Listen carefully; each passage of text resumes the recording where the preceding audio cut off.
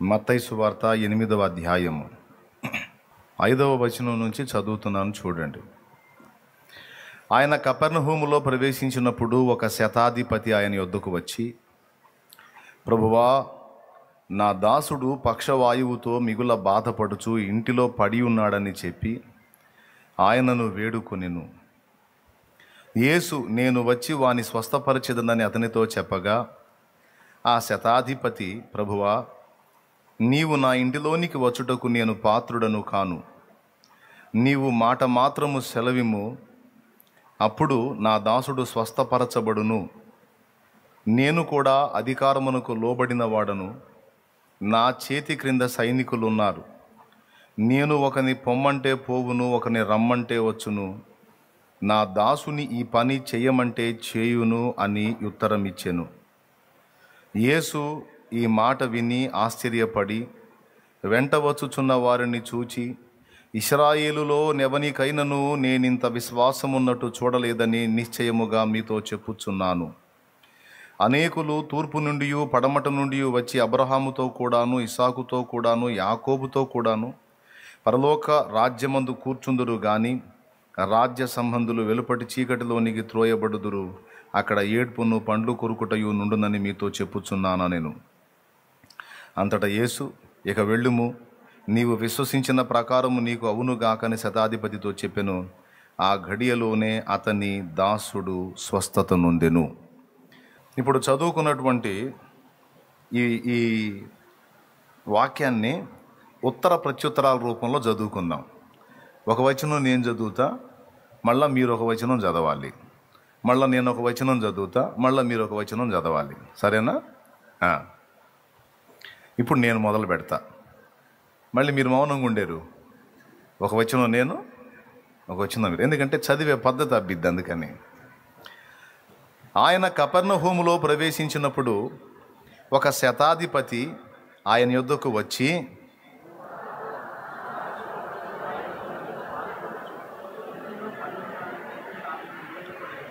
యేసు, నేను వచ్చి వాణ్ణి స్వస్థపరచెదనని అతనితో చెప్పగా,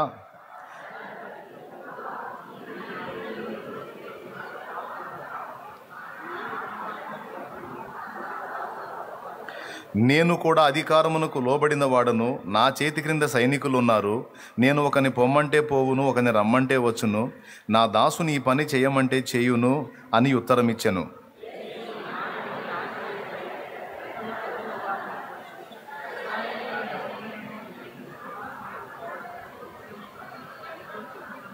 అనేకులు తూర్పు నుండి పడమట నుండి వచ్చి అబ్రహాముతో కూడాను, ఇసాకుతో కూడాను, యాకోబుతో కూడాను పరలోక రాజ్యమందు కూర్చుందురు గాని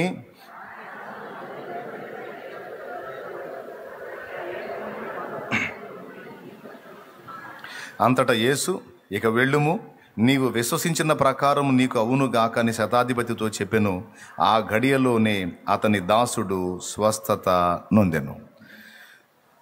ఈ చదువుకున్నటువంటి ఈ పేరాలో ఎన్నో పాఠాలు ఉన్నాయి, చాలా సంగతులు ఉన్నాయి.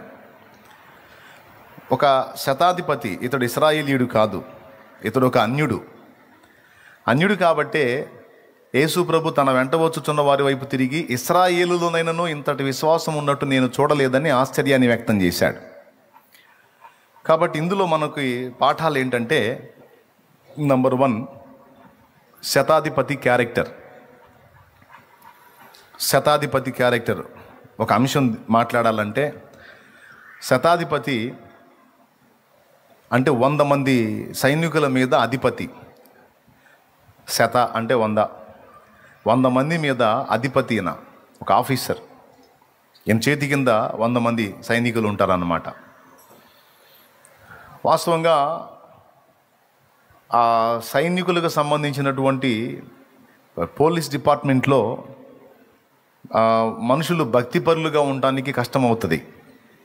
ఎందుకంటే భక్తిపరుడు సాత్వికుడు, నెమ్మదస్తుడు, నిదానస్తుడు, పద్ధతిగా దైవ స్వభావాన్ని వ్యక్తం చేస్తూ ఉంటాడు భక్తిపరుడు. కానీ ఈ పోలీస్ డిపార్ట్మెంట్లో ఆ టైపులో ఉంటే మరి మనుషులు మాటినరు. వాళ్ళు ఎంత ఇబ్బందికరంగా ఉంటే అంత తొందరగా లొంగుతారనమాట వచ్చిన వాళ్ళు. ఇప్పుడు ఉదాహరణకు ఒకడు దొంగ చిక్కాడు అనుకో, నాయనా బాబు చెప్పురా అంటే వాడు చెప్తాడా? ఎక్కడెక్కడ చోరీ చేసావు, ఎక్కడెక్కడ ఇది చేసావురా నువ్వు అని అడిగితే చెప్తాడా పద్ధతిగా? అయ్యా నాయనా కుమారుడా కూర్చో నాయనా అంటే కుదిరిద్దా? అట్లా కుదరదు. పట్టుకొని ఇక ఒక దెబ్బ ఇయటమో లేకపోతే ఒక బూతు తిట్టడమో కఠినమైన ఒక మాట మాట్లాడటమో ఉంటుంది. ఆ నైజాన్ని వ్యక్తం చేస్తేనే వాడు భయపడతాడు. సో వాడిని భయపెట్టడానికైనా సరే ఇతను లేని దాన్ని తెచ్చిపెట్టుకునైనా సరే ఆ గాంభీర్యాన్ని ప్రదర్శించాలి, ఇలా దేవుడు లెక్క చేయడు. అవునా? అలాంటి ఫీల్డ్కి చెందిన ఇతను సైలెంట్గా యేసు ప్రభుని అబ్జర్వ్ చేస్తున్నాడు. శతాధిపతి జీవితాన్ని గురించి ఒక పాఠం ఉంది మనకి. రెండవది యేసు ప్రభు ఆశ్చర్యాన్ని గురించి ఒక పాఠం ఉంది. ఎంతోమందిని ఆశ్చర్యపరిచిన ఆశ్చర్యకరుడు ఆయన. యెషయా గ్రంథం 9:6 మనం చూస్తే ఆయనకున్న పేరులో ఏలయనగా మనకు శిశువు పుట్టెను, మనకు కుమారుడు అనుగ్రహించబడెను, అతని భుజముల మీద రాజ్యభారం ఉండును. ఆశ్చర్యకరుడు, ఆలోచనకర్త, నిత్యుడుగు తండ్రి, సమాధానకర్త యొక్క అధిపతి అని అతనికి పేరు. అక్కడ ఆశ్చర్యకరుడుగా యేసయ్య కనపడుతున్నాడు. ఎవరా శిశువు? యేసయ్యే. అంటే ఆయన బోధ ఆశ్చర్యం, ఆయన ప్రవర్తన ఆశ్చర్యం, ఆయన జీవితం ఆశ్చర్యం, ఆయన మహిమను వదిలిపెట్టి రావటం ఆశ్చర్యం, ఆయన చేసిన కార్యాలు ఆశ్చర్యం, ఆయన మరణం ఆశ్చర్యం, ఆయన పునరుద్ధానం ఆశ్చర్యం, ఆయన ఆరోహణం ఆశ్చర్యం. టోటల్గా యేసు అంటేనే ఆశ్చర్యకరుడు. అలాంటి ఆశ్చర్యకరుడే ఇక్కడ ఈ అన్యుడైన శతాధిపతిని చూసి ఆశ్చర్యపోయాడు. తాను ఆశించిన ఇశ్రాయేల్లో కనపడినటువంటి విశ్వాసం తను ఆశించనటువంటి అన్యుడిలో కనపడేసరికి ఆయన ఆశ్చర్యపోయాడు. సో ఆశ్చర్యకరుడు ఆశ్చర్యపోయినటువంటి ఘట్టాలు ఏమిటనే దాని మీద ఒక అంశం ఉంది. తర్వాత రాజ్య సంబంధులు వెలపలికి త్రోసివేయబడి అన్యజనులు వచ్చి అబ్రహాం, ఇస్సాకు, యాకోబులతో కూర్చుంటారు అని యేసు ప్రభు మాట్లాడిన మాటలోని వివరణ తీసుకుంటే అదొక అంశం. కడపటివారు మొదటివారు కడపటివారు. ముందు దేవుని ప్రజలు ఎవరు? ఇశ్రాయేలు జనాంగం. కానీ వాళ్ళు ఆయనను తృణీకరించినందున అన్యజనులకు అవకాశం ఏర్పడింది. ఇప్పుడు మొదట రేపు ఎత్తబడేది ఎవరు అంటే అన్యజనుల నుండి రక్షింపబడినటువంటి సంఘమే, తర్వాత ఇశ్రాయేల్ జనాంగం. Praise the lord. ఎత్తబడే సంఘంలో ఇశ్రాయేలు జనాంగంలోంచి వచ్చిన విశ్వాసులు కూడా ఉండొచ్చు కదంటే ఉంటారు, అది వేరు. వాళ్ళు మనం అంతా కలిపి ఈక్వల్ క్రీస్తునందు. కానీ ఇశ్రాయేలు జనాంగం జాతి మొత్తం కూడా లేచి ఆరోహణం అయ్యేటువంటి ఘట్టం మన తర్వాతే అయింది. ముందు మనం ఎత్తబడతాం, తర్వాత వాళ్ళు ఎత్తబడతారు, మనతో కలుస్తారన్నమాట. కాబట్టి ఇక్కడ పాయింట్ ఏంటంటే మొదటివారు కడపటివారు మొదటివారు. తూర్పు నుండి పడమటి నుండి కూర్చుంటారు. రాజ్య సంబంధులు వెలుపటి చీకట్లోనికి త్రోసివేయబడతారని ఒక భయంకరమైన మాట మాట్లాడాడు. దాని మీద ఒక ధ్యానం ఉంది. ఇక నాలుగవది, ఇక వెళ్ళుము, నీవు విశ్వసించిన ప్రకారం నీ దాసునికి అవుతుంది పో అన్నాడు. నీవు విశ్వసించిన ప్రకారం అన్న ఒక్క మాటని విడగొడితే దాని మీద ఒక అంశం ఉంది. టోటల్గా చదివిన ఈ పేరాలో మొత్తం 4 అంశాలు ఉన్నాయి. ఒక్కొక్కటి మనం ధ్యానిస్తే 4 రోజులకు సరిపడా మ్యాటర్ అది. స్తోత్రం, గట్టిగా చెప్పండి. అయితే అన్నీ చెప్పనులే కానీ కొన్ని విషయాలు మీకు అందించి ముగిస్తా. వాటిలో మొదటిది శతాధిపతి జీవితాన్ని గురించి. తన ఫీల్డ్కి తను చేస్తున్న భక్తికి అసలు సంబంధం లేదు. తన ఫీల్డ్ ఏమో ఎదుటి వాళ్ళతో రఫ్గా వ్యవహరించాలి, సున్నితంగా సెన్సిటివ్గా ఉంటే కుదరదు. సో ఆ తత్వాన్ని సహజంగా వాళ్ళకి లేకపోయినా ఆ ఫీల్డ్లోకి ఎంటర్ అయిన తర్వాత తెచ్చైనా పెట్టుకోవాల్సిందే. ఇక తెచ్చిపెట్టుకొని చిన్నగా ఆ రకమైన మెయింటెనెన్స్కి అలవాటు పడిన తర్వాత ఇక అదే తత్వం వచ్చేస్తుంది చిన్నగా. ఆటోమేటిక్గా వాళ్ళ నైజం అంతా కూడా కొంచెం టెంపర్గా, కొంచెం చూసేవాడికి పెడగా అమ్మో అన్నట్టుగా అనిపించే విధంగా మారిపోయింది. ఆ స్థితిలో ఉండి ఒకడు భక్తి సాధన చేయటం అంటే రెండు వేరు ప్రపంచాలతో కలిసి ఒకడు బ్రతకటం, ఒకడే రెండు వేరు ప్రపంచాల్లో బ్రతకటం లాంటిది. ఏది? పూర్తి వైరుధ్యం ఉన్నటువంటి ప్రపంచాలు, పూర్తి వ్యతిరేకత ఉన్న ప్రపంచాలు. ఏనంటాడు? వాడిని క్షమించు అంటాడు. ధర్మశాస్త్రం అంటది, వాడిని తన్ను అంటది. అర్థమైందా? రక్షక భటులు అంటే ప్రజలు తప్పు చేసినప్పుడు వారిని దండించేవారు. వారు ఎవరిని దండిస్తారో వారి ద్వారా ఎవరు బాధపరచబడ్డారో వారి పక్షంగా, ఇప్పుడు మనల్ని ఒకడు బాధ పెట్టాడు, మన పక్షంగా మనల్ని బాధ పెట్టిన వాళ్ళు శిక్షించేవాళ్ళు. అంటే ధర్మశాస్త్రాన్ని వాళ్ళు వాడతారన్నమాట. స్తోత్రం. అప్పుడే మనకి న్యాయం జరిగినట్టు. మన అమ్మాయిని ఏం కొట్టినా కొడుతున్నాడు, మన చెల్లినో అక్కనో చేసుకున్నాడు, మనం దనటానికి లేదు. కంప్లైంట్ చేసామనుకో, వాళ్ళు తీసుకెళ్ళి పాత చింతకాయ పచ్చడి చేసి లైన్లో పెడతారు. ముందు వాడు మారటం సంగతి ఏమో కానీ రోజు తంతనాడు కనుక ఒక్కసారి వీడికి న్యాయం జరిగిందని ఒక రకమైన ఆనందం.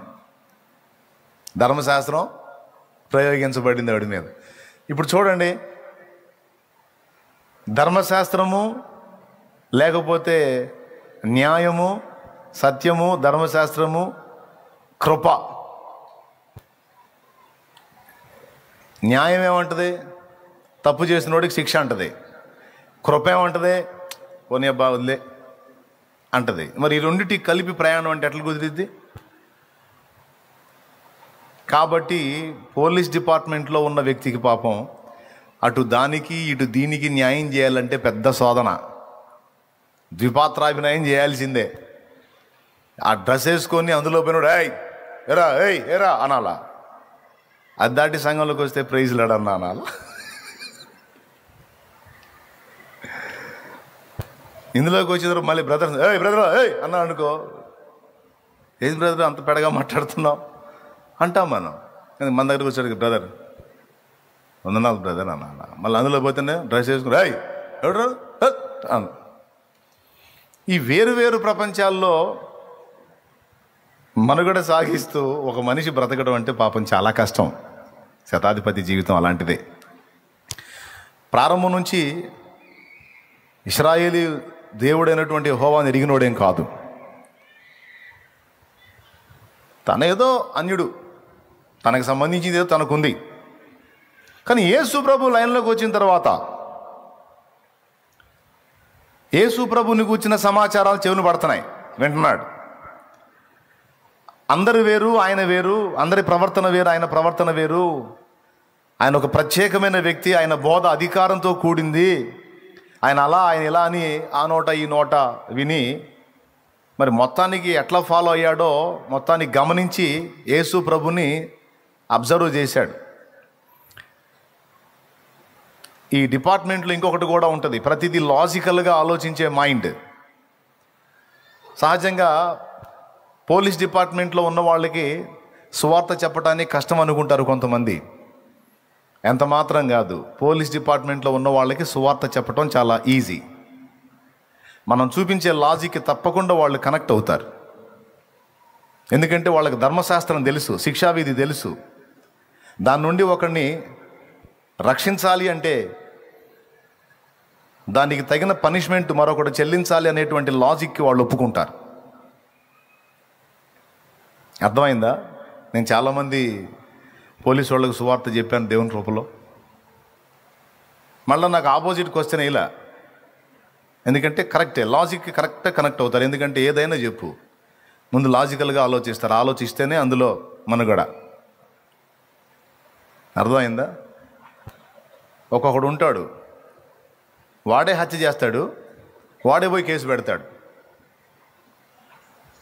వాడే హత్య చేస్తాడు, వాడే పోయి కేసు పెడతాడు.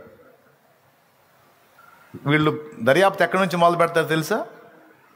వాడు చెప్పిన వాళ్ళు కాదు, ముందు కేసు పెట్టాడు చూడు, వాడి దగ్గర నుంచి మొదలు పెడతారు.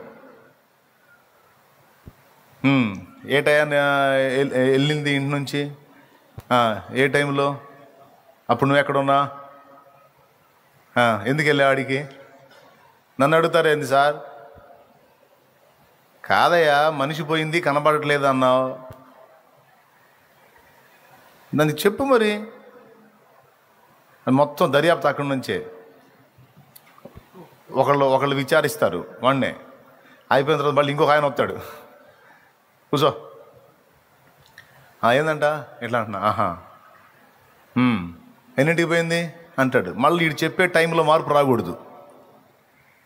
మారిందా, 8ంటికి పోయింది అన్న తర్వాత 8:30కు పోయింది అన్నాడు అనుకో, ముందు రాసుకున్నాడు పట్టుకుంటాడు, ఇందాక ఎంత చెప్పాను, 8 అన్నావు, అరగంట లేట్ చెప్పేయింది.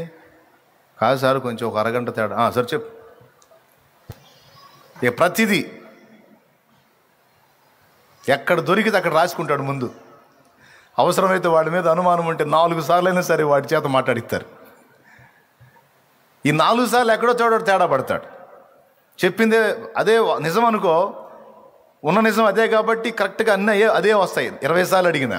ఇటు దొంగ అనుకో, ఇటు తేడాగాడు అనుకో, మొదటిసారి చెప్పింది టెన్షన్లో మర్చిపోతాడు, ఇంకొక టైం చెబుతాడు, ఇంకొక విషయం చెబుతాడు. అట్లాగా ప్రతిదీ కూడా లాజికల్గా ఆలోచించి పట్టుకుంటారు అన్నమాట. ఎందుకు ఈ విషయాలు చెప్తున్నానంటే, యేసుప్రభుని గురించి జనం చెప్పడం కాదు, ఇతను వెళ్ళి అబ్జర్వ్ చేశాడు. ఆయన బోధ, ఆయన వ్యవహార శైలి, ఆయన క్రమశిక్షణ పద్ధతి, చాలా విషయాల్లో ఇతడు ఆలోచించినటువంటి సంగతులన్నిటికీ పర్ఫెక్ట్గా యేసు రీచ్ అయ్యాడు.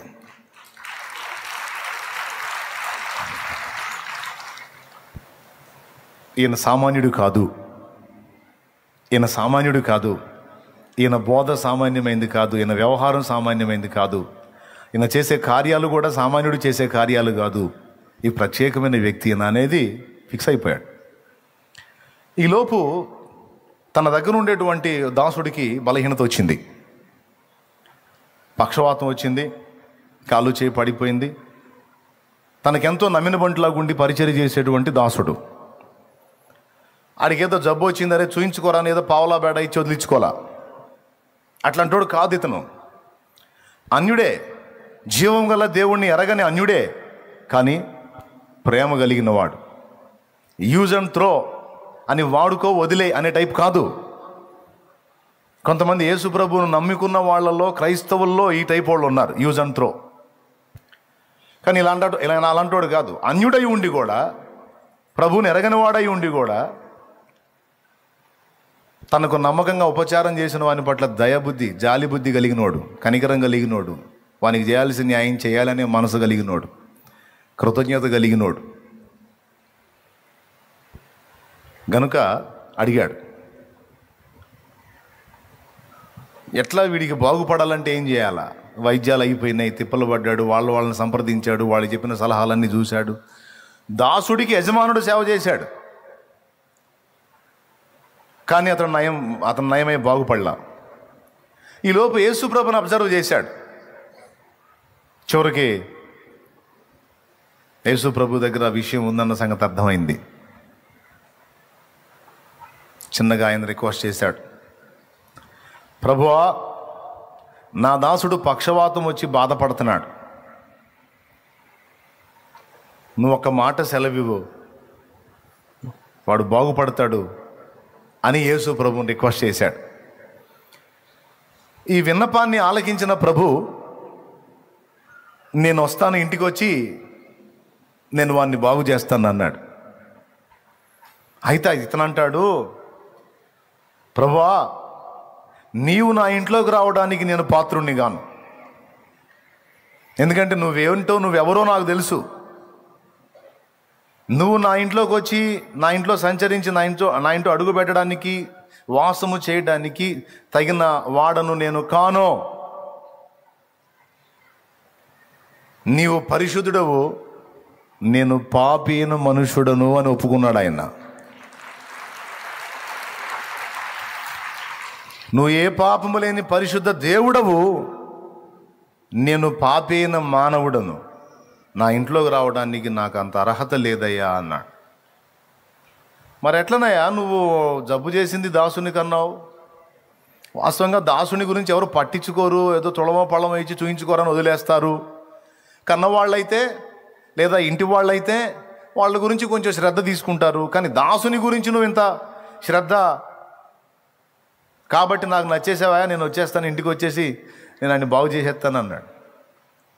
అప్పుడు అంటాడు, లేదా అమ్మో, నువ్వు నా ఇంటికి వచ్చేంత అర్హత నాకు లేదు, నువ్వు పరిశుద్ధుడవు, నేను పాపిని అని చెప్పగానే చెప్పాడు. ఇక్కడ తన అయోగ్యతను తాను గుర్తుపట్టాడు. దానికంటే ముందు వాడుకోవటమే కాదు, కష్టపడిన వాడిని గుర్తించి వానికి చేయాల్సినటువంటి న్యాయం చేసే మంచి బుద్ధి కలిగినోడు. అన్యుడైతేనే దేవుడు పక్షపాతి కాడు. ఆ పాయింట్ మీకు అర్థం కావాలి. క్రైస్తవుడైనా క్రైస్తవేతరుడైనా, దేవుణ్ణి ఎరిగిన వాడైనా దేవుణ్ణి ఎరగని అన్యుడైనా నీతి ప్రవర్తన కలిగి ఉంటే, ధర్మబుద్ధి కలిగి ఉంటే, న్యాయబుద్ధి కలిగి ఉంటే, సత్ప్రవర్తన కలిగి ఉంటే, సాటి మనిషి ఎడల దైవికమైన ప్రేమ కలిగి ఉంటే అలాంటి వాడిని తప్పకుండా ప్రభు దృష్టిస్తాడు.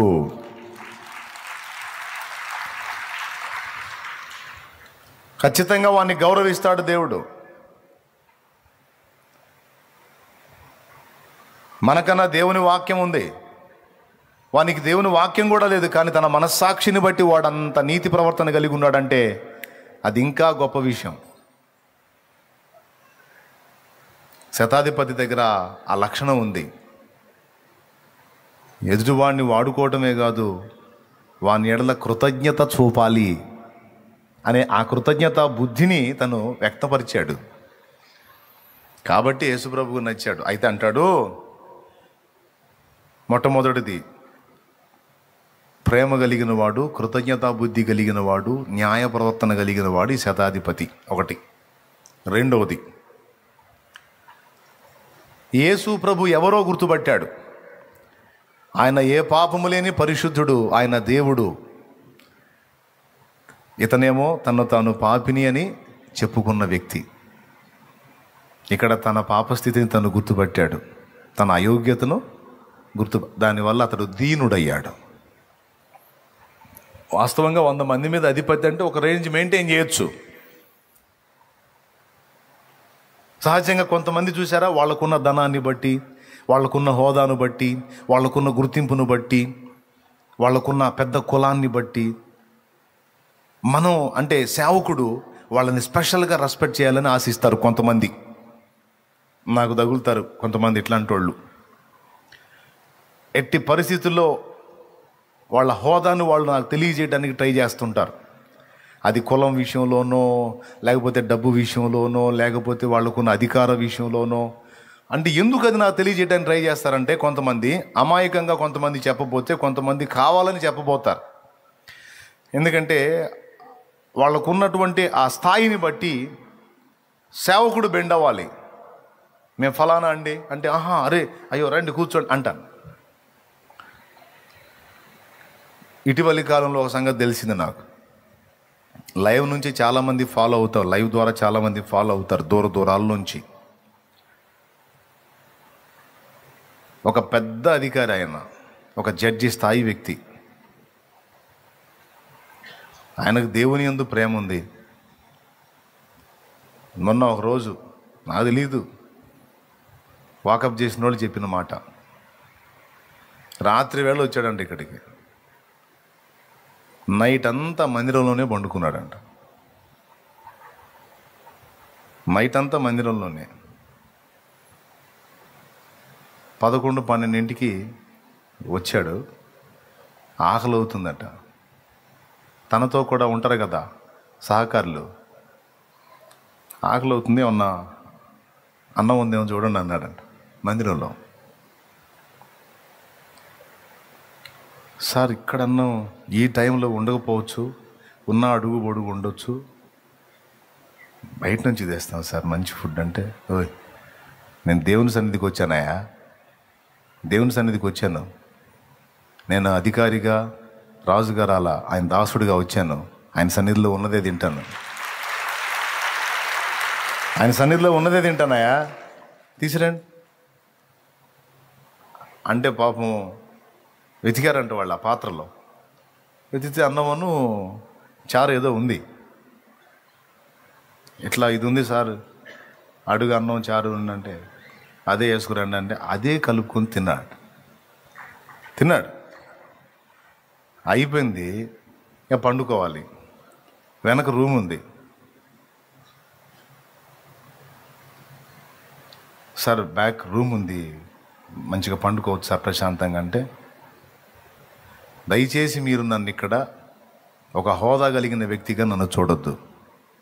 నేను ఒక సామాన్యుణ్ణి, నేను ఆయన దాసుణ్ణి. ఆయన సన్నిధిలో ఒక రాత్రి గడపాలని ఆశతో వచ్చాను. ఆయన సన్నిధిలో ఉన్నది అది మాడు చెక్కలైనా సరే అయ్యే తింటాను. భయంకరంగా దోమలు సార్ అల్లాడిస్తాయి సార్, మామూలు కుట్టవు సార్ అంటే ఆనందంగా కుట్టించుకుంటా, మీకెందుకు, నేను సన్నిధిలోనే పండుకుంటా అని ఆ రాత్రంతా కూడా సన్నిధిలోనే కాసేపు ప్రార్థన చేసుకొని పండుకొని తెల్లవారులేసి సైలెంట్గా వెళ్ళిపోయాడంట తన టీముని తీసుకొని. ఊహించగలమా? మళ్ళీ చిన్న స్థాయి అధికారి కాదు ఆయన, పెద్ద స్థాయి అధికారి. కనీసం నాకు కబురు పెట్టడం కూడా చేయలే ఆయన. నేను వచ్చానని చెప్పండి అనే కబురు కూడా లేదు. ఈ ఒక్కడే కాదు, ఇలాంటి వాళ్ళు చాలామంది ఉన్నారు. ఆదివారం ఆరాధన గ్యాదర్ అయ్యే వాళ్ళలో ఒక రేంజ్ ఆఫీసర్స్ ఉన్నారు. కానీ సామాన్యమైన వ్యక్తులకు వచ్చి మోకాళ్ళు వేసి ప్రార్థన చేసుకుని వాక్యం విని ఆత్మలో ఆనందించి ఆరాధించి సామాన్యులుగా లేచి వెళ్ళిపోతారు. అట్లా ఇక్కడ నుంచి అది దాటిన దాకా మామూలుగా బికారులాగానే వచ్చిపోతారు. చూసిన వాళ్ళు వాళ్ళని కూడా అరిసేవాళ్ళు ఉన్నారు. బైక్ పక్కన పెట్టాయా, అది పక్కన పెట్టా, ఇది పక్కన పెట్టా, వాళ్ళని కూడా గద్దించేవాళ్ళు. అలాగేనాయా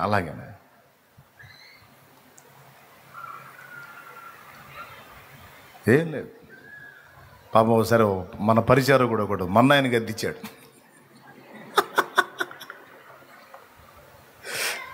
ఆయన చెప్పిన దగ్గర కాకుండా పక్కన పెట్టాడంట మన్నాయి బైకు. ఆడ తయారయ్యారే చెబుతుంటే అర్థం కాదు, నీకేమో ఆడ పెట్టిపోతాం, మళ్ళీ మేము తీసుకొచ్చుకోవాలి మోసుకొని ఆడ పెట్టు అని అంట. మా వాడు మాట్లాడాలి మళ్ళీ. అలాగేనా ఆయన సైలెంట్ తీసి పక్కన పెట్టి పాపం మన్నయ్య లోపలికి వస్తుంటే ఆ పక్కన చూసినోడు చెప్పారు, ఎవరు షాలేమన్నోళ్ళు అన్నరా, సొంత అన్నరా నాయన అని. పాపం అన్నా అని కేకేసుకుంటా పరిగెత్తాడు.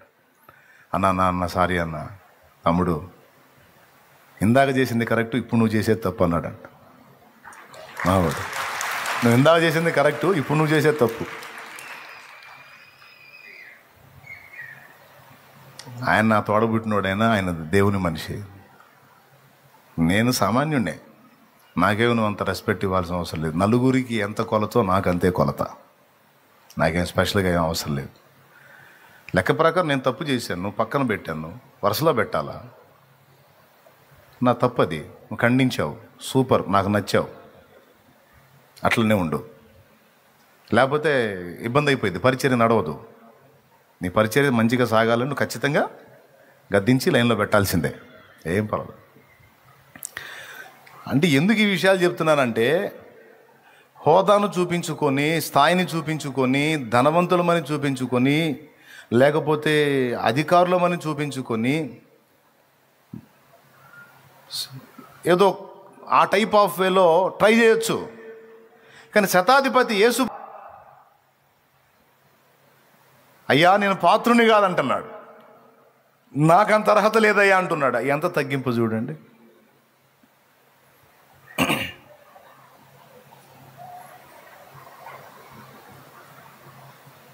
కొంతమంది సంఘంలో విశ్వాసులు అండి, ఏంది రాడా, ఏంది ఎందుకు వస్తాడు, పెరిగిపోలా, వీళ్ళేందని పెంచినట్టు కొంతమంది ఫీలింగ్. అట్లా పొరపాటు ఆలోచనలో తప్పు. దేవుని ఎదుటికి, దైవజనుని ఎదుటికి వచ్చినప్పుడు ఎన్నడూ కూడా హోదాని, అధికారాలని, డబ్బు స్థితిని, లేకపోతే వాళ్ళకున్న కులము గొప్పతనాన్ని ఎక్స్పోజ్ చేయడానికి ఎన్నడూ ట్రై చేయకూడదు. అనవసరంగా కృప పోగొట్టుకుంటారు, దీవెన పోగొట్టుకుంటారు. ఆ ఎచ్చులు పడకూడదు. నా భాషలో చెప్పాలంటే ఏ ఎచ్చులు, వాటిని గూర్చి నేర్చులు పడకూడదు. అన్యుడైతేనే వానికి లెక్కలు తెలుసు. యేసు ప్రభు దగ్గరికి వచ్చినప్పుడు నకరాలు చేయకూడదు. నేను వస్తానయ్యా అంటే ఏందయ్యా వచ్చేది, అంత అర్హత నాకు ఎక్కడుంది, అమ్మో నేను అంత యోగ్యుడిని కాదయ్యా అని తన అయోగ్యతను చాటుతూ మూడో మాట అంటాడు, అయినా నువ్వు వచ్చే అవసరం ఏముందయ్యా. ఎంత విశ్వాసమో చూడండి. కొంతమందికి తల మీద చేయబెట్టి ఈ మాడుగు పెట్టి కొట్టి కొట్టి ప్రార్థన చేసినా తృప్తి ఉండదో. ఈయన విశ్వాసం చూడు. అయినా అసలు నువ్వు రావాల్సిన అవసరం ఏముంది, మాట మాత్రము సెలవివ్వో నా దాసుడు బాగుపడతాడు అన్నాడు. హల్లెలూయా. ఒక మాట సెలవివయా. మేము ఎదుర్కొంటున్న రోగాలు, బాధలు, సమస్యలు, ఇరుకులు, ఇబ్బందులు నీ చేతి కింద దాసులు వంటివి ప్రభువా. నా కింద సైనికులు ఉన్నారు. రేయ్ డ్రయ్యా అంటే ఒకడు వస్తాడు, రేయ్ పోరా అంటే ఒకడు పోతాడు. ఒకని రమ్మంటే వచ్చును, ఒకని పొమ్మంటే పోవును, ఒకని ఇది చెయ్యి అంటే అది చేయను, ఏది చేయమంటే అది చేయను. ఒక మాట నేను సెలవిస్తే చాలు గడగడలాడుతూ సార్ ఏం చేయమంటారు అనుకుంటూ వస్తారు. ఒక అధికారిగా నా సైనికుల మీద నేను అధికారిగా నేను ఏది చెబితే అది వాళ్ళు విన్నట్లు నీవు సర్వాధికారివై ఉన్నావు. సమస్యలైనా, బాధలైనా, ఇబ్బందులైనా, శోధనలైనా, వేదనలైనా, జబ్బులైనా, ఆఖరికి మరణమే అయినా నువ్వు పొమ్మంటే పోవును, రమ్మంటే వచ్చును. యేసయ్యా ఒక మాట సెలవి సాలయ్యా అన్నాడు. నువ్వు పొమ్మంటే పోవును ఏంటి, నా చేతి కింద సైనికులు ఎలాగో నీ చేతి కింద అవన్నీ అలాగా. బా అన్యుడి మనసులో, విశ్వాసుల్లో నిజంగా ఇంత విశ్వాసం ఉంటుందా? ఆయన సర్వాధికారి అని పాట పాడుతున్నా. సర్వాధికారివి, సర్వజ్ఞుడవు, సంపూర్ణ సత్య స్వరూపివి నీవు. ఓకేనా? ఆయన సర్వాధికారి అని పాట పాడితే అన్ని నామముల కన్న పైనామము యేసుని నామము.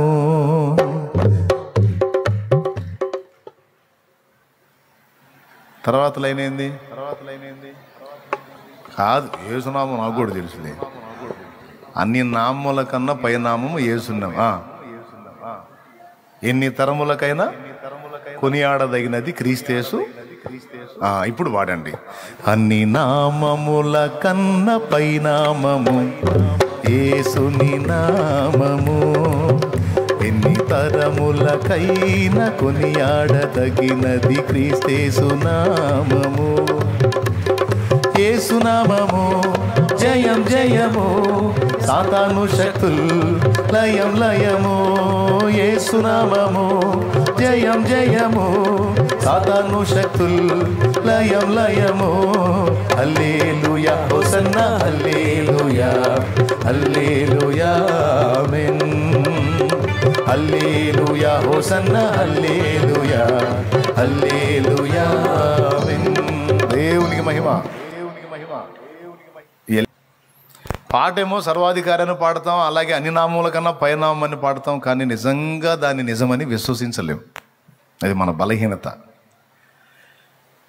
నీవు ఎదుర్కొనే ప్రతి సమస్యకి ఒక పేరు ఉంది. ఆర్థిక ఇబ్బందులు, అప్పుల బాధలేదు, అప్పు అనే పేరు. ఎన్ని రోగాలు చెప్తావో అన్ని రోగాలకు పేర్లు ఉన్నాయి. కాలు చేయి పని చేయలేదనుకో పక్షవాతం, ముక్కు నుండి ద్రవం కారుతుంది అనుకో జలుబు, కళ్ళు రెండు ఎర్రగైపోయినాయి అనుకో కండ్ల కలకలు ఇప్పుడు ఫుల్గా ఉన్నాయి, ఒళ్ళంతా విపరీతమైన వేడితో ఉందనుకో జ్వరము. పేర్లు ఉన్నాయా లేవా? ఆయాసం, రొప్పు వస్తుందనుకో నెమ్ము అని. తర్వాత ఇంకేమంటారు దాని పేరు? ఆస్మా అని, అట్లా ఏదో ఉంటాయి పేరు. ప్రతి దానికి పేరు లేని జబ్బు అంటూ ఏది లేదు.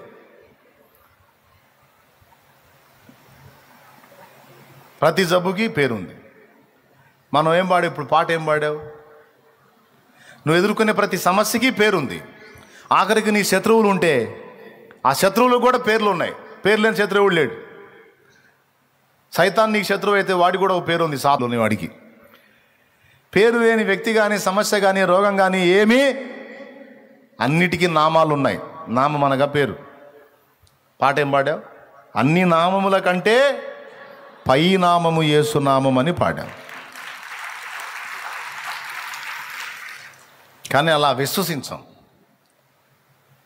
నువ్వు మంచి భయంకరమైన జబ్బు పేరు చెప్పావు అనుకో, దానికి పైన యేసయ్య ఉన్నాడు. యేసు నామం ఉంది. యెహోవా నామము బలమైన దుర్గము, నీతిమంతుడు అందులోనికి పరిగెత్తి సురక్షితముగా నివసించును. సామెతల్లో ఉంది.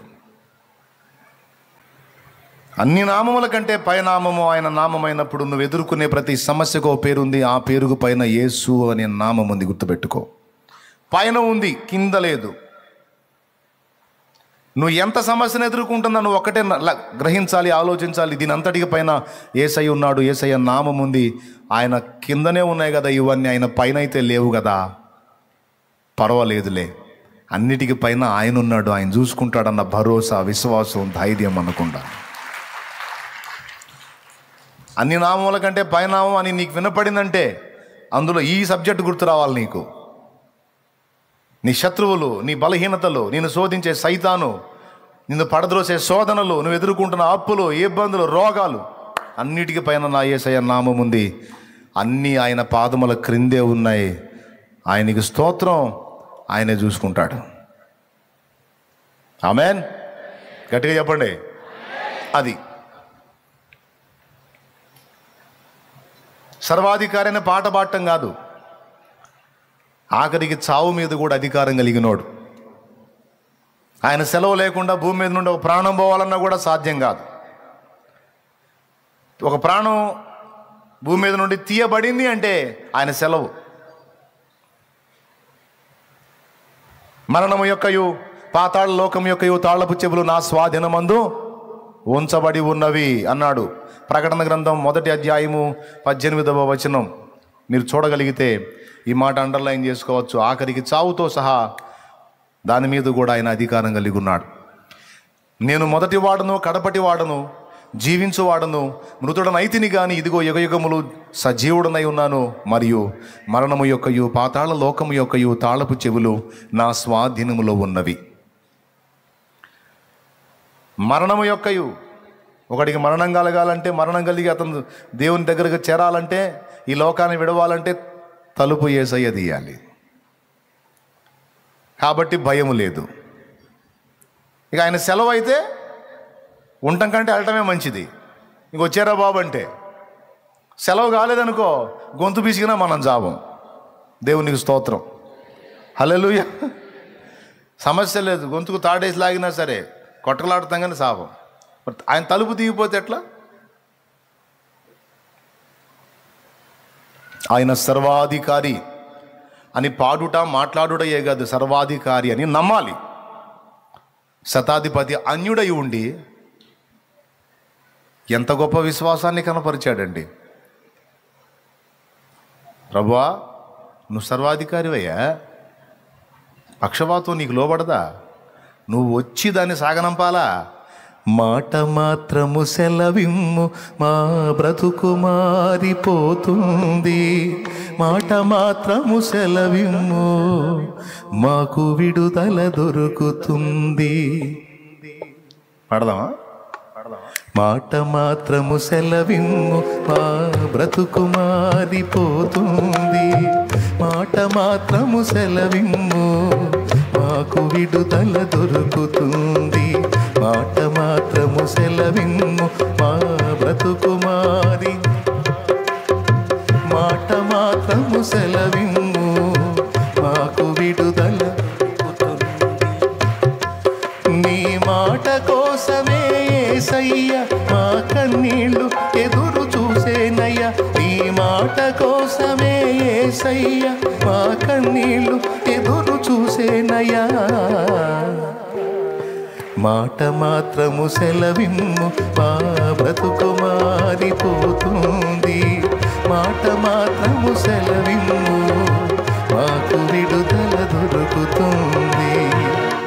దేవునికి మహిమ, దేవునికి మహిమ, దేవునికి మహిమ. కొన్నిసార్లు విచిత్రం చెప్పనా, విశ్వాసులైన వాళ్ళు కృంగిపోతుంటే పక్కన ఉన్న అన్ని జనులు వచ్చి ధైర్యపరుస్తుంటారు. విశ్వాసులైన వాళ్ళు కృంగిపోతుంటే పక్కన అన్ని జనులు వచ్చి ఊరుక బాధపడబాక, యేసుప్రభు గొప్ప దేవుడు, అలాంటి దేవుడిని నమ్ముకొని నేను జట్ట అయిపోతా అంటారు వాళ్ళు వచ్చి. అన్నారా అనలేదా? నిజం చెప్పు. నువ్వు శోధనలు ఎదుర్కొంటున్నప్పుడు, నువ్వు ఏడుస్తూ కూర్చున్నప్పుడు పక్కన వాళ్ళు వచ్చి అన్నారా లేదా? నీకు ఆశ్చర్యం కలగలా? అసలు యేసుప్రభుని ఫాలో అవుతుంది నేను, ఆయనలో విశ్వాసం ఉంచింది నేను, నమ్మింది నేను, ప్రార్థన చేస్తుంది నేను, ఆ మనిషికి ఏం తెలియదు, ఆ మనిషి వచ్చి నాకు ఆయన గురించి చెబుతుంది, నేను నీకు ఆలోచన రావాలా లేదా? అప్పుడేం చేయాలి నువ్వు? ఛీ అంటే ఆ మనిషిని చూసి చీ అంటాం కాదు, గదిలో పోయి ఛీ ఆ మనిషికి ఉన్న విశ్వాసం నాకు లేకపోయా, నన్ను క్షమించు ప్రభు అనాల. మళ్ళీ ఆ మనిషిని చీ అనేవు పాయింటే కదా. విశ్వాసులు, విశ్వాసం లేని విశ్వాసులు. శతాధిపతికి ఎంత విశ్వాసం, ఒక మాట చెప్పయ్యా అయిపోయింది అన్నాడు. నువ్వు రావాలా? ఇంత విశ్వాసం కలిగి ఉన్నందున రాకుండానే కార్యం జరిగింది. నీ నమ్మిక చొప్పున నీ కలిగిద్ది. యాయిరేమన్నాడు? ప్రభువా నీవు నా కుమార్తె చావు బ్రతుకుల్లో ఉంది, నా ఇంటికి రాయ్యా, నా బిడ్డను బ్రతికించు అన్నాడు. వెళ్ళాడు. వాని విశ్వాసాన్ని బట్టి ఇంటికి వెళ్ళి బ్రతికించాడు. చూసారా? కనాను స్త్రీ, అయ్యా నా కుమార్తె దయ్యం బట్టి బాధించబడుతుంది అయ్యా, శోధించబడుతుంది అయ్యా, అయ్యా ఒక్క మాట అయ్యా అయ్యా అని వెంటబడితే వినిపించుకోకుండా పోయాడు. అన్యురాలామే వినిపించుకోకుండా పోయాడు. అయినా వెంటబడింది.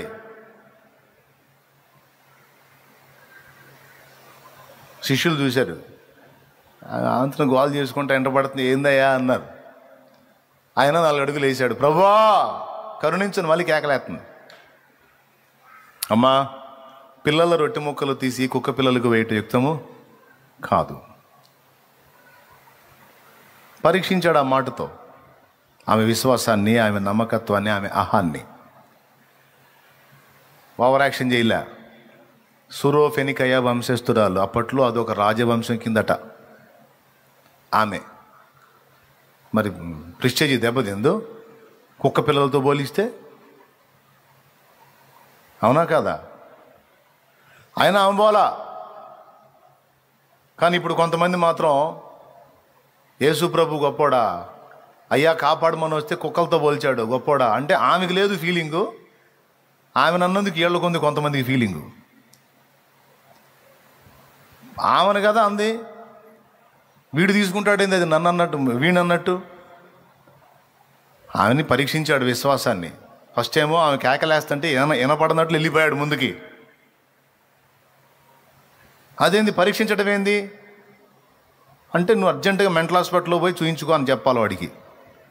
పరీక్షించడం ఏంటంటే, దేవుడికి మనల్ని పరీక్షించుకునే హక్కు లేదా? కుండ చేసిన కుమ్మరి రంధ్రాలు ఉన్నాయో లేవో నీళ్లు పోసి చెక్ చేసుకునే అవసరం లేదా? అట్లాగే మనల్ని సృష్టించిన సృష్టికర్త మనలో లోపాలను వెతుక్కొని సరి చేసుకోవాలి కదా, పరీక్షించుకోవాలి కదా. దేవుడు మనల్ని టెస్ట్ చేయొద్దా? దేవుడు మనల్ని పరీక్షించొద్దా? కొంతమంది మందారాలు మాట్లాడతారు. స్తోత్రం. ఎవరు? మందారాలు. దానికి ఇంకో పేరేంది? అది ప్రిల్లరా దాటి వెళ్ళిపోతున్నాడు, కేకలేస్తానే ఉంది. అవమానకరంగా మాట్లాడాడు. పిల్లల రొట్టె ముక్కలు తీసి కుక్క పిల్లలకు వేయటం యుక్తం కాదు. అప్పుడు ఆమె చూడు ఎంత తగ్గించుకుందో, ఓవర్ యాక్షన్ చేయలే. ఎంత తగ్గించుకుందంటే, కుక్క పిల్లలు బ్రతకాలన్నా కూడా పిల్లల బల్ల మీద నుంచి పడే రొట్టె ముక్కలు తినే కదయ్యా బతుకుతాయి, మరి లేకపోతే కుక్క పిల్లలకి ఫుడ్ ఎక్కడా? అప్పుడు అన్నాడు, అమ్మా అమ్మా నీ విశ్వాసం గొప్పది, పో నీ కుమార్తెను ఆ దయ్యము వదిలింది పోమన్నాడు. ఇక్కడ కూడా ఆమె ఇంటికి పోలా, త్రోవలోనే పోతా పోతా చెప్పాడు, పో నీ కుమార్తెను ఆ దయ్యం వదిలింది పో అన్నాడు. పోయి చూస్తే కూతురు బాగుపడింది. కొంతమందిని తాకాడు, కొంతమందికి మాట మాత్రం సెలవిచ్చాడు. ఈ మాట మాత్రం సెలవిచ్చిన వాళ్ళు ఎక్కువ మంది అన్యులు ఉన్నారు. అది వింత. అర్థమైందా? విశ్వాసులనేమో ముట్టాల్సి వచ్చింది, అన్యులకేమో జస్ట్ మాట చాలు. ఈ ఎంత ఆశ్చర్యమో చూడు. ఇది ఆశ్చర్యమే కదా. మనలో కూడా ఉండనంత విశ్వాసం అన్ని జనుల్లో ఉంటుందని మీరు ఎరుగుదురా? యూట్యూబ్ ద్వారా ఇప్పుడు ఎన్నో మెసేజ్లు వెళ్తూ ఉన్నాయి. మీకు తెలుసో తెలియదో, ఎక్కువ మన వాటిని ఫాలో అవుతున్న వాళ్ళు అన్ని జనులు, విశ్వాసులు మరియు అన్ని జనులు పిచ్చగా ఉన్నారు. మీరు అనుకుంటారేమో ఒక ఛానలే కదా తండ్రి సన్నిధి మినిస్ట్రీస్ అని. దాదాపు 40 నుంచి 60 ఛానళ్లలో రెగ్యులర్గా రోజు వీడియోలు వెళ్తూనే ఉంటాయి. మరి అంతమంది ఎక్కడ చూస్తున్నారు? ఎవరెవరు చూస్తున్నారు? ఎక్కడ బట్టిన వాళ్ళు కనపడి చెబుతా ఉంటే ఆశ్చర్యం కలుగుతుంది నాకు. అన్యజనులు తన కార్యం అలా జరిపించుకుంటున్నాడు.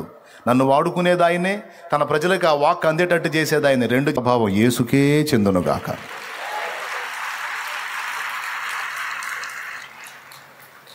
హల్లెలూయా, గట్టిగా చెప్పు. అది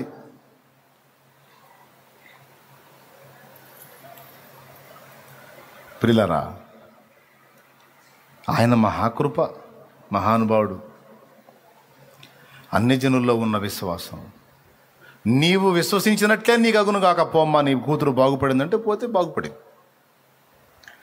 ఇక వెళ్ళుమో, నీవు విశ్వసించిన ప్రకారం నీకు అవును గాక అంటే అతను వెళ్ళి చూస్తే తన దాసుడు స్వస్థత పొందాడు అని రాయబడి ఉంది. శతాధిపతి దేవుడు మానవుడి నుండి ఎదురు చూసేటువంటి 4 విషయాల్లో పాస్ అయ్యాడు. నంబర్ 1, యూజ్ అండ్ త్రో అన్నట్లు కాకుండా తనకు కష్టపడి సేవ చేసిన వాడు దెబ్బతింటే వానికి ఉపచారం చేయటానికి తను నడుం కట్టాడు. అప్పటిదాకా తన చేత సేవ పొందినవాడు ఆ దాసునికి సేవ చేయటం మొదలుపెట్టాడు. దేవునికి మహిమ. ప్రేమ గదిది, కృతజ్ఞత గదిది. అది చాలా ఇష్టం దేవుడికి. కృతజ్ఞతను ప్రదర్శించటం, కృతజ్ఞత బుద్ధి కలిగి నడుచుకోవటం ఎంత ఇష్టమో దేవుడికి. అయ్యలారా, ఏముందిలే అనుకోవద్దు నాయనలారా, కేర్ఫుల్గా తీసుకోండి. దేవుడిని ఎరగని అన్ని జనుల్లోనే ఎంతో కృతజ్ఞత ఉంటే, దేవుడిని ఎరిగిన మనకి ఇంకా ఎక్కువ కృతజ్ఞత బుద్ధి ఉండాలి. దేవుని ఎడల మనకు కృతజ్ఞత ఉండాలి. సాటి నరుల ఎడల కూడా మనకి కృతజ్ఞత, అంటే మనకు మేలు చేసిన వారి ఎడల కృతజ్ఞత ఉండాలి. శతాధిపతికి దాసుడు కాస్త కూస్తో పైకం తీసుకొని పైసలు తీసుకొని పనిచేసి ఉంటాడు. అయినా ఇతడు నాకు సేవ చేశాడు. పాపం, ఆడి చేతులు నాకు సేవ చేసినాయి. ఆడి చేతులతో నాకు ఆహారం ఇచ్చాడు, గిన్నె అందించాడు, నీళ్ళు ఇచ్చాడు, నా కాళ్ళ చెప్పులు తీసుకెళ్ళి పక్కన పెట్టాడు. నాకు సేవ చేసిన ఆ చెయ్యి కాళ్ళు 2 చచ్చుబడిపోయినాయి. అయ్యో అని బాధపడ్డాడు. పనోడు కదా అని పక్కనేలా. అప్పటిదాకా పనివాడుగా ఉన్నవాడు ఇప్పుడు కన్నబిడ్డలాగా స్వీకరించాడు. అది శతాధిపతి మనసు అంటే. ఒక కన్నబిడ్డ కాలు చేయబడిపోతే తండ్రి ఎంత లబలబలాడిపోతాడో, ఎంత అల్లాడిపోతాడో. కూతురు కోసం కనాను స్త్రీ ఎలాగైతే ప్రభువుని అయ్యా అని వేడుకుందో, దాసుని కోసం ఇతడు తన బిడ్డలాగా వేడుకోవటం అంటే యజమానుడి పాత్రను తీసేసి తండ్రి పాత్ర పోషించినట్టే కదండి. యేసయ్యది ఎంత మంచి మనసో చూడు. సత్క్రియ చేసిన వాడు అన్యుడైనా పొగడకుండా ఉండలేదు చూడు యేసయ్య. యేసయ్య మంచి మనసు అది. ఏ కొంచెం మనలో నమ్మకత్వం కలిగి కనబడ్డా మనల్ని ఘనపరచకుండా ఉండలేడు. ఎంత అంటే వెంటనే స్పందించాడు. ఇశ్రాయేల్లోనైనా ఇంత విశ్వాసము నేను చూడలా అన్నాడు. అంటే అంత గొప్ప విశ్వాసితనని ఘనపరిచేశాడు. ఆ రోజు ఆ మహానుభావుడు ఇచ్చిన ఆ చిన్న ఘనత తరతరాలకు నిత్యత్వ పర్యంతం గ్రంథంలోకి ఎక్కిందండి. యేసయ్య ఇచ్చే ఘనత శాశ్వతమైంది. అది మేలు పొంది ఏమండి, ఏరు దాటిన దాకా ఓడలు ఎక్కి కూర్చున్న వాళ్ళు ఏమండి ఓడమల్లన్న గారు అంటారు.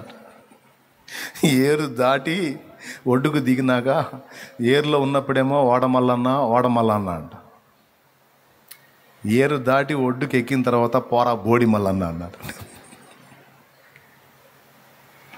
కొంతమంది బుద్ధులు అట్ట తగలబడతాయి. ఆ బుద్ధులు తగ్గట్టే బతుకులు తగలబడతాయి. కృతజ్ఞతా బుద్ధి.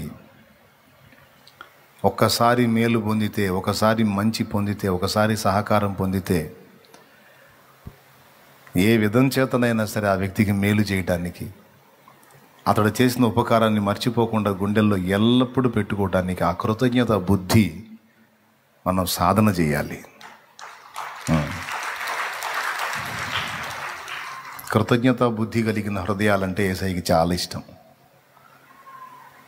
మర్చిపోవద్దు. దీవించబడతారు. కృతజ్ఞత కలిగిన మనసు కలిగి ఉంటే దీవించబడతారు.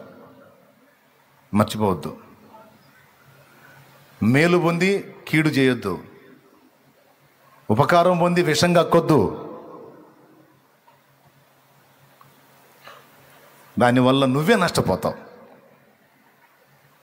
చేయగలిగినంత వరకు నీకు ఉపకారం చేసిన వారికి అపకారం చేసిన వాడికి సైతం అవకాశం ఉంటే ఉపకారం చేయటానికే నీ మనసును సిద్ధపరచుకో. దీవించబడతావు. అంతే. ప్రేమ శత్రువుని కూడా మిత్రువుగా మార్చగలిగే దమ్మున్నది ప్రేమ. కాబట్టి మీరు అలాంటి మనసును సాధన చేయండి. శతాధిపతి అన్యుడి నుంచి పాఠం ఇది మనకి. రెండవది, యేసు ప్రభుని గమనించి ఆయన అర్థించటం. వస్తాను అంటే తగినవాడిని కాదు, అంటే తన అయోగ్యతను తాను గుర్తుపట్టడం. దేవుని ముందుకు వెళ్ళినప్పుడు ఎప్పుడు కూడా నీ యోగ్యతలను కనపరుచుకోవడానికి ట్రై చేయొద్దు. దైవజనుడి ముందుకెళ్ళినప్పుడు కూడా నీ యోగ్యతను కనపరుచుకోవడానికి ట్రై చేయొద్దు. దేవుని ఎదుట, దైవజనుల ఎదుట ఎచ్చులకు స్థానం లేదు. దీన మనస్కులమయ్యే ఉండాలి. హల్లెలూయా, హల్లెలూయా. నువ్వు కూడా సేవకుడు అవ్వచ్చు, సేవకురాలు అవ్వచ్చు, సేవకుడు అయి ఉండొచ్చు, సేవకురాలు అయి ఉండొచ్చు. అప్పుడు నీకు ఈక్వల్ మైండ్. వాళ్ళు నాకంటే గొప్ప ఉందని, నేను కూడా ఇప్పుడు సేవకుడినే కదా, నేను కూడా ఇప్పుడు సేవకురాలనే కదా, నేను పాస్టర్నే కదా, నేను పాట్రమ్మనే కదా అనే ఫీలింగ్ రావచ్చు. నువ్వు బోధకుడు అయితే, నువ్వు సేవకుడు అయితే, నువ్వు సేవకురాలు అయితే, నీకు అప్పగించిన మంద దగ్గర నువ్వు ఎక్కడైతే పుట్టి పెరిగావో, ఎక్కడైతే అభ్యాసాన్ని నేర్చుకున్నావో, ఎక్కడైతే ఆత్మీయ పాఠాలు నేర్చుకున్నావో, ఎక్కడైతే దేవుని పని కొరకు సిద్ధపరచబడ్డావో, ఆ వ్యక్తి ఎదుట ఎప్పటికీ కూడా నువ్వు విద్యార్థివి అన్న సంగతి మర్చిపోవద్దు. దేవునికి స్తోత్రం. ఆ వ్యక్తి ముందుకు వచ్చి ఓవర్ యాక్షన్ చేయొద్దు. ఆ వ్యక్తి ముందు డాబు సరిగా ప్రవర్తించొద్దు. నా బిడ్డలకే కాదు, బయట ఉన్నటువంటి సహోదరులు కూడా చెప్తున్నాను నేను. కొద్దిగా కేడర్ మారగానే దైవజనుడితో ఈక్వల్ చేసుకొని తమకు తామే నష్టం కలుగజేసుకుంటారు. ఈక్వల్ చేసుకున్నప్పుడు ఏం జరిగిద్ది? వినయం పోయిద్ది. నేను ఎందుకు ఈ మాట చెబుతున్నానో మీకు వెలగాల బలుపు. అర్థమైందా? దైవజనుడితో ఈక్వల్ చేసుకున్నప్పుడు వినయం పోయిద్ది, అంటే నేర్చుకునే బుద్ధి పోయిద్ది. నేర్చుకునే పద్ధతిని నువ్వు మానేస్తే దైవస్వరం నీకు వినబట్టం ఆగిపోయింది. చివరికి ఎవరు నష్టపోతారు? ఆ బుద్ధిని కోల్పోయినప్పుడు నువ్వే నష్టపోతావు. సహోదరులు కూడా, నేను ఇప్పుడు ఇద్దరం దైవజనులమే కదా, ఇంకేముందిలే అనుకుంటే, ఈ నేర్చుకోవటం మానేస్తే అవుట్. దైవస్వరం వినబడదు. చివరికి శూన్యంలాగా మారిపోయి అక్కడ వేసిన గొంగడు అక్కడైనా ఆగిపోతాడు. అందుకే హెచ్చించుకోవద్దు.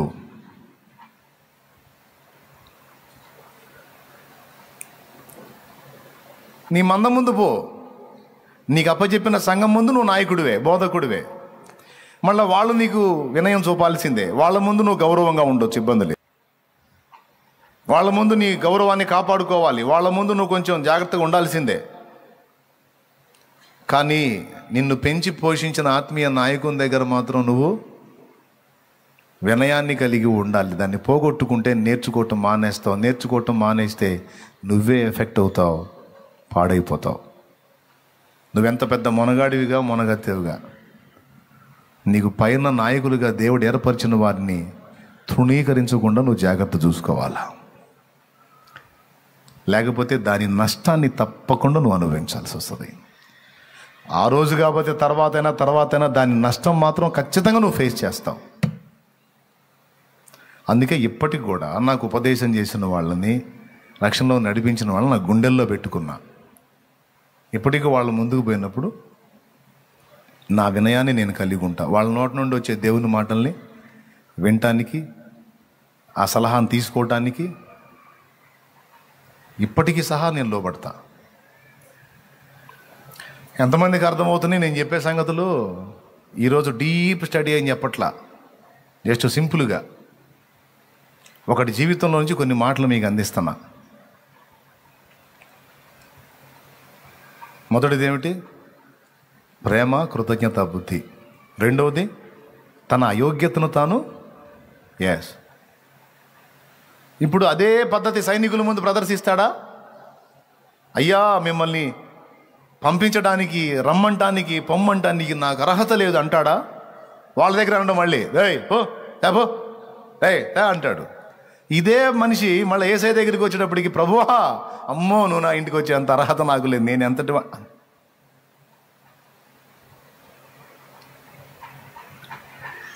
ఎవరి ముందు ఎలా ఉండాలో, దేవుని ముందు ముఖ్యంగా ఎలా ఉండాలో, దేవుడు ఏర్పరచుకున్న పాత్రల ముందు ఎలా ఉండాలో ఎరిగినవాడు, మనం తెలుసుకొని ఉండాలి. మూడవది యేసు అధికారాన్ని గుర్తుపట్టినోడు, యేసయ్యకున్న శక్తి ఏంటో గ్రహించినోడు. నాలుగవది ఇక వెళ్ళుమో, నీవు విశ్వసించిన ప్రకారం నీకు అగును గాక అంటే ఏం మాట్లాడకుండా మళ్ళా వెళ్ళి కార్యాన్ని చూసి సాక్ష్యం ఇచ్చిన వాడు శతాధిపతి.